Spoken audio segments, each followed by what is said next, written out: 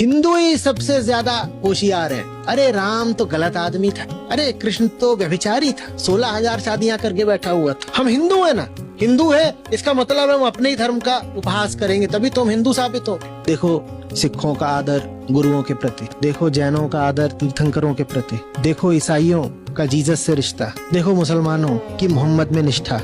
और हिंदुओं ने क्या करा है, हिंदुओं ने अपने राम और कृष्ण को उपहास बना लिया है। मैं जानता हूँ अधिकांश लोग उपहास नहीं करते। राम और कृष्ण के प्रति अनादर भले न हो, उदासीनता तो है ही। और जहाँ बात आती है अवतारों की, वहाँ उदासीनता अनादर से कम नहीं होती। क्या वाकई आप अपने बच्चों में राम के संस्कार डाल रहे हैं? ना आप अपने बच्चों में राम के संस्कार डाल रहे हैं, ना आप अपने बच्चों को कृष्ण की गीता पढ़ा रहे हैं। तुम सिखों के सामने गुरुओं की आलोचना करके दिखा दो। इसीलिए सिखों में इतना तेज है, इतना बल है, मुट्ठी भर है, लेकिन उनकी शान देखो।